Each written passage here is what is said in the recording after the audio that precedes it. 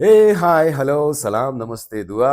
मैं हूँ Vibhas and welcome back to Mahakal का भौकाल। कहते हैं कि मुंबई में बारिश का जो मौसम है ना बड़ा सुहाना होता है। सब अच्छा अच्छा लगता है। झूठ है अफवाह है। जब बारिश आती है तो थोड़े दो चार दिन ठीक लगते हैं। उसके बाद दिखता है मुंबई का असली डर्ट, असली गंदगी, हर तरफ बदबू ही बदबू। ये है मुंबई के 90% इलाके की सच्चाई। कहते हैं मुंबई में जगह की बड़ी दिक्कत है, लोगों को रहने की दिक्कत है, मुश्किलें हैं, लेकिन उससे बहुत ज्यादा दिक्कत है बाहर, गलियों में, सड़कों पर, जो छोटे छोटे मैदान बचे हैं, उन जगहों पर सिर्फ और सिर्फ गंदगी फैली हुई है। कहा जाता है Mumbai is the city of dreams. I would say Mumbai is the city of dirt. ये तो बारिश की कहानी है। जमीन पर जब बारिश पड़ती है तो उसमें जो छुपी हुई गंदगी होती है, पिछले साल भर से जमा हो रही हो उस जमीन पर, वो ऊपर आ जाती है। जो सड़ने लायक चीजें हैं वो सड़ती हैं और उससे फैलता है एक स्मेल, और उस स्मेल से फैलती है बीमारियां, और फिर कराना पड़ता है इलाज। अब इस गंदगी की वजह से ना, जो लोग ग्राउंड फ्लोर पे या फर्स्ट फ्लोर पे रह रहे हैं, उनके यहाँ कीड़े मकोड़े वगैरह बड़ी आसानी से घूमते हैं, जैसे ये उनका ही घर हो। मेरा जो अनुभव है वो बस ये नहीं है कि उड़ने वाले कीड़े घूमते हैं, रेंगने वाले कीड़े भी आपके फर्स्ट फ्लोर सेकंड फ्लोर के घरों तक पहुंच जाते हैं। चूहों का उत्पात बढ़ जाता है। All because of the dirt, because of the garbage we are throwing outside throughout the year. तो इसके लिए जिम्मेदार कौन है?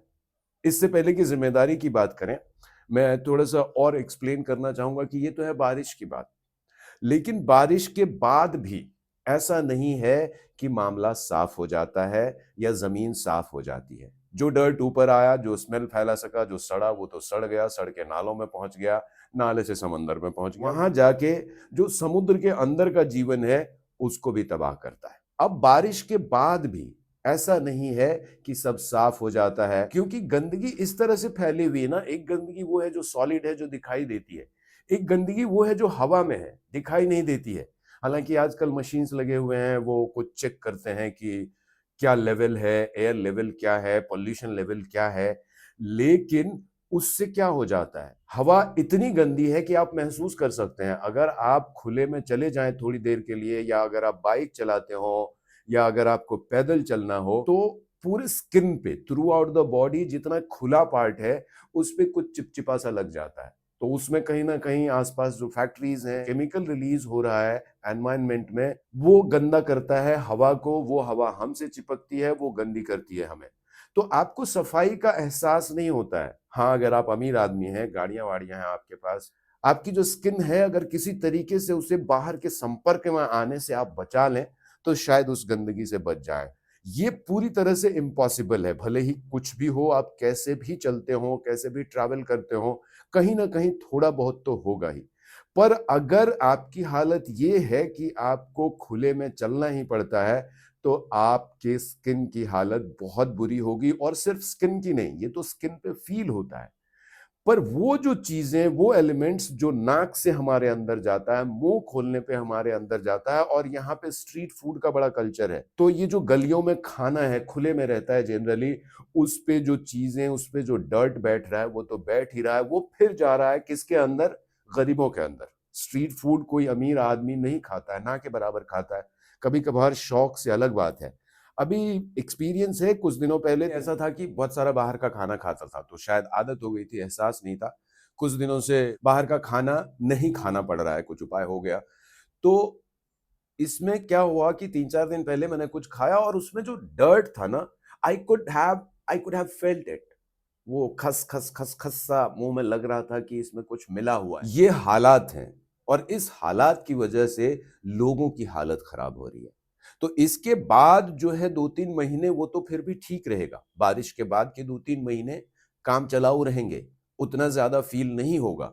लेकिन ज्यों ज्यों फिर गर्मी आएगी, ये जो एहसास है गंदगी का बढ़ता चला जाएगा। अब आप सोचिए, आप नहा धो के बड़ी अच्छी तरह से निकलते हैं, 10 मिनट आप बाहर हैं, आपको लगता है कि कुछ मेरी स्किन पे चिपक गया है, कुछ चिपचिपी सी चीज है, पता नहीं क्या है ये। कभी कभार मुझे लगता है, कुछ सुपर हीरोज वाली फिल्में देखी तो उसमें ऐसा कोई पदार्थ होता था जो आपके ऊपर आके चिपक जाता था, और फिर वो आदमी शैतान बन जाता था। तो कहीं ना कहीं ये उसी तरह के एलिमेंट की याद दिलाता है। अब सवाल है कि इसकी जिम्मेदारी किसकी है, कौन है जिम्मेदार इतनी गंदगी फैलाने के लिए। सबसे पहली बात तो मुंबई जो है ना, ये कोई प्लान्ड सिटी नहीं है, ये अंधाधुंध बना है। जिसको जहां जगह मिली उन्होंने वहां घर बना लिया, धीरे धीरे वहां एडजस्ट हो गए। Mumbai is a city of migrants. ज्यादातर जो आबादी है इस शहर की, वो कहीं ना कहीं बाहर से आई है, दूसरी जगहों से आती है। और जो लोग बहुत पहले आए, 25 साल 50 साल पहले, धीरे धीरे उन्होंने अपना घर बना लिया, किसी ने चौल में, फिर वो चौल बाद में रिहैबिलिएट हुआ। तो रिहैबिलिएशन की वजह से जो चौल के लोग थे उनको घर मिले, लेकिन वो घर तो नहीं कह सकते उनको। फिर भी मुंबई में अगर सर छुपाने की भी जगह मिल जाए तो लगता है कि ठीक है, लाइफ चल रही है, चल सकती है। और इसके अलावा ये हुआ कि जो बिल्डर्स थे उनको जहां जगह मिली, उन्होंने उस हिसाब से बिल्डिंग खड़ी कर दी। कोई प्लानिंग नहीं है। जैसे मैंने सुना है कि यूरोप के जो सिटीज हैं, यूरोपियन कंट्रीज जो है, वहां अगर आपको एक फैक्ट्री लगानी हो तो पहले पार्किंग की परमिशन ली जाती है, उस फैक्ट्री का कचरा कहाँ फेंका जाएगा, इस बात की कितनी व्यवस्था हुई है, ये पहले चेक किया जाता है। उसके बाद फैक्ट्री का लाइसेंस दिया जाता है। हमारे यहाँ ऐसा कुछ नहीं है। कैसे लाइसेंस दिया जाता है इसका पता आज तक मुझे ठीक से चला नहीं है कि एग्जैक्ट प्रोसीजर क्या है, और क्या लाइसेंस देने में ये जो एनवायरमेंट है उसका ख्याल रखा भी जाता है। मुझे नहीं लगता, क्योंकि अगर ऐसा होता तो मुंबई की ग्रीनरीज जो धीरे धीरे खत्म सी हो गई है वो खत्म ना होती। तो कहीं ना कहीं ऊपर की जो अथॉरिटीज है उनके पास इस बात का कोई प्लान नहीं है कि मुंबई को साफ कैसे रखा जाए, क्योंकि यहाँ के लोगों की जो नॉर्मल दिनचर्या है, जो डे टू डे लाइफ है, उसको मैनेज करने में सिस्टम को इतनी दिक्कत आ रही है। लेकिन आप हल्ला कितना भी कर, Mumbai is the economical capital of India, Mumbai is one of the costliest city in this world, बड़ी महंगाई है, मुंबई में पूरी दुनिया से लोग आते हैं, मुंबई आना इस देश के हर एक आदमी का ड्रीम होता है, मुंबई में एकदम चकाचौंध से भरी हुई फिल्म इंडस्ट्री है, सारे बड़े बिजनेसमैन मुंबई में रहते हैं, सारे बिजनेस ऑपरेशंस मुंबई से होता है, स्टॉक एक्सचेंज मुंबई में है। लेकिन ये सब है ऊपर की चीजें जो दिखाई देती हैं, और जो दिखाई नहीं देती है वो है पूरी मुंबई में फैली हुई गंदगी। और इसके पीछे कहीं ना कहीं जो आम जनता है, जो आम लोग हैं, उनके अंदर एक कल्चर है। वो कचरा ऐसे ही फेंक देते हैं, केयर ही नहीं करते कि ये कचरा जो मैंने फेंका है, यहां से अगले कुछ सेकंड्स में दूसरे लोग गुजरेंगे।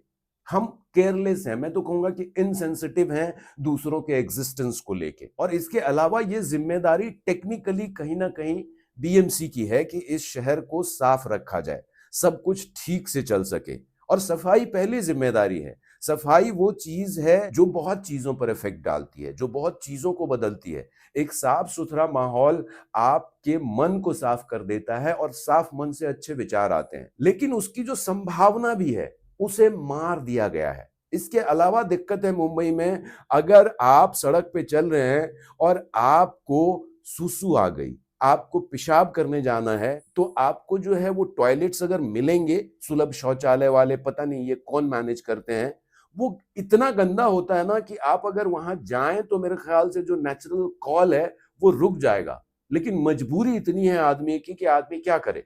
ये तो होता ही है। आप घर से निकलते हैं, दिन भर बाहर रहते हैं, कुछ लोगों का काम ऐसा है कि उन्हें घूमना पड़ता है, तो वो कहाँ जाएंगे, उनको जाना पड़ता है, और वहां से बदले में पता नहीं क्या क्या लेके आते हैं।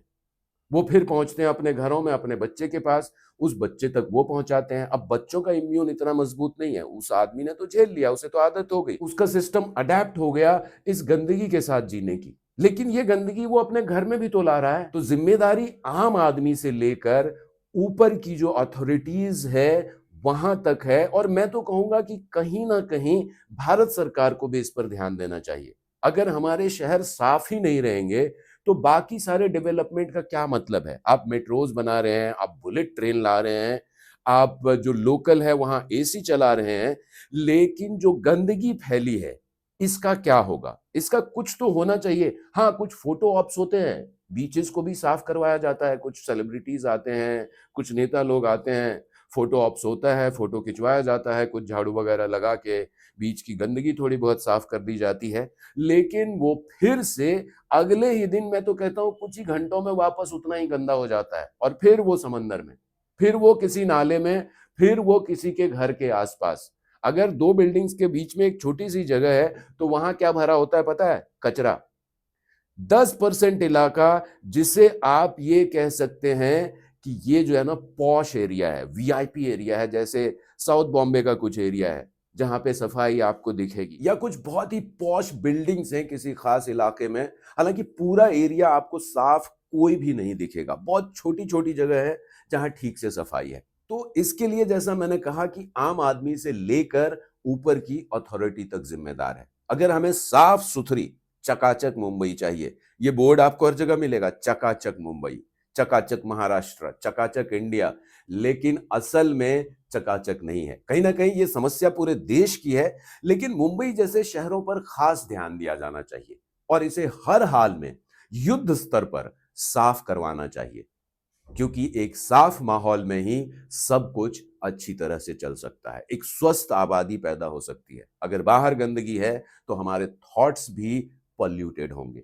हमारे विचार भी दूषित होंगे। तो इसे हमें ठीक करना होगा, इसके लिए बदलना होगा हमारे अंदर का जो कल्चर है उसको, हमारी जो आदतें हैं उसे, और जो मैनेजमेंट है यहां से लेकर टॉप लेवल तक, इंडियन गवर्नमेंट तक, ये सोचना पड़ेगा कि मुंबई जैसे शहर को साफ कैसे रखा जाए।